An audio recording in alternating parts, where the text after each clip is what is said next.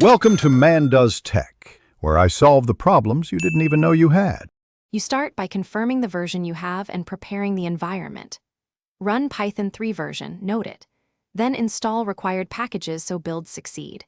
Package names vary, but include Build Essential, libsyldev, zlib1gdev, libs2dev, libradlinedev, libsclite3dev, curl, and git. Once those are in place, install pyenv quickly via the curl installer and add the pyenv init lines to your shell profile. Make sure to restart the shell so the pyenv command becomes available before proceeding. Now you use pyenv to fetch and build the new interpreter.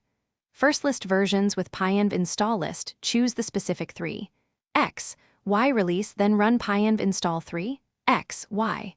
The build compiles locally, expect several minutes depending on CPU.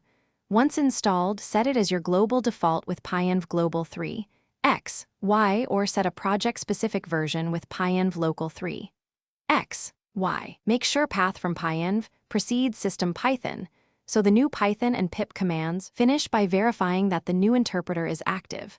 Run Python version and pip version, and reinstall or use virtualenvs for project dependencies. If commands still point to the system Python, run pyenv rehash and restart your terminal, and make sure your shell profile exports pyenv paths correctly. If the build failed earlier, check the compiler output for missing dev libraries, install those packages, and ensure you have adequate disk space. If a problem persists, use the exact error text to search or reproduce the failing step. Thanks for watching. If you found this helpful, don't forget to like and subscribe.